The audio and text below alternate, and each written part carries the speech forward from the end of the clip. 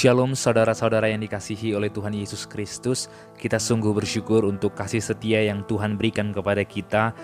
Di hari ini kita akan mendengarkan firman Tuhan. Oleh karena itu marilah kita bersatu di dalam doa. Bapa di dalam surga, kami sungguh bersyukur untuk kasih setia dan pertolongan-Mu.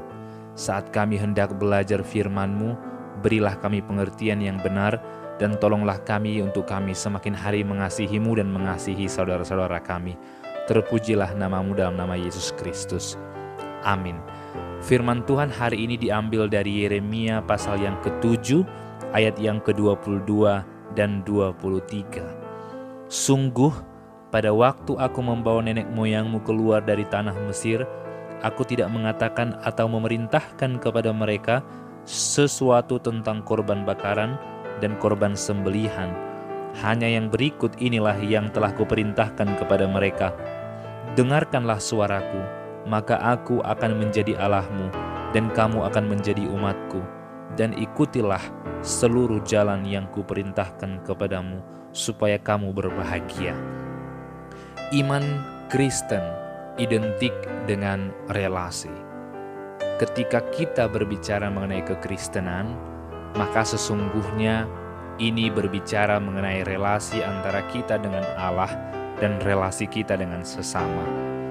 Sehingga ketika Yeremia menuliskan ini, maka ia diberikan firman oleh Tuhan, di mana Tuhan mengulang apa yang telah terjadi di kitab Keluaran, di mana Tuhan menceritakan bagaimana bangsa Israel diminta untuk segera meninggalkan tanah Mesir dengan sebuah perintah bahwa jangan takut, jangan goyah, sebab aku ini Allahmu dan aku akan selalu beserta dengan engkau.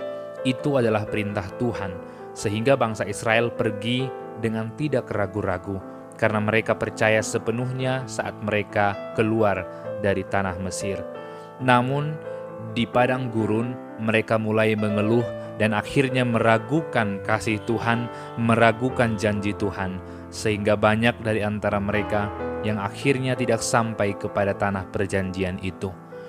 Sehingga ketika kita membaca bagian ini, kita melihat bahwa sesungguhnya Tuhan sedang berbicara kepada setiap orang yang percaya, bahwa yang terutama bukanlah apa yang kita bisa berikan kepada Tuhan, bukan persembahan kita yang begitu besar. Bahkan ketika bangsa Israel keluar dari tanah Mesir, mereka tidak dibicarakan harus mempersembahkan apa saat itu, harus memberikan apa kepada Tuhan, tapi mereka diberikan tugas untuk mendengarkan Tuhan. Sehingga kita kembali kepada tujuan utama kita, yaitu kita berelasi dengan Tuhan, kita dekat dengan Tuhan, kita hidup dengan Tuhan, kita mendengarkan perintahnya dan berjuang untuk tunduk kepada Dia. Namun bagaimana mungkin kita bisa tunduk kepada Tuhan jikalau kita tidak percaya kepadanya? Oleh karena itu, yang menjadi pusat dari kekristenan ialah iman. Ketika kita berkata kita percaya kepada Tuhan, maka iman percaya kita itu yang akan menuntun kita untuk hidup taat kepada Dia. Bangsa Israel tidak taat bukan karena mereka tidak baik. Bangsa Israel tidak mendengarkan perintah Tuhan bukan karena mereka tidak rajin berdoa, tetapi karena mereka kurang percaya. Maka orang yang sesungguhnya tidak taat menunjukkan iman mereka yang kurang kepada Tuhan. Maka Tuhan sedang berbicara kepada kita dengan berkata, dengarkanlah suaraku. Maka mendengarkan suara Tuhan adalah hal yang terutama dari apa yang dapat kita lakukan bagi Tuhan.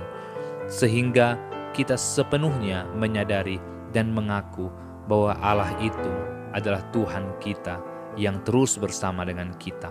Dan kita adalah umat-Nya sebab Dia adalah Allah kita. Maka ketika kita percaya dan ketika kita setia mendengarkan Dia, maka saatnya kita mengikuti jalan-jalannya. Supaya apa?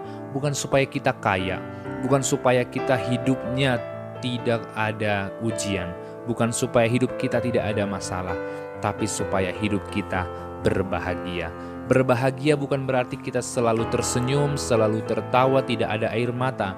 Tetapi berbahagia ialah kita yang hidup di dalam Tuhan di tengah beragam kondisi. Hidup di dalam Tuhan adalah kebahagiaan.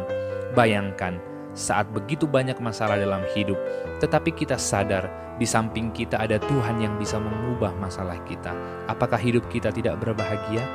Bayangkan, di saat kita tidak mampu bertahan dengan banyaknya masalah, tetapi ternyata tangan kita dipegang oleh Tuhan yang bisa mengubah segala sesuatu.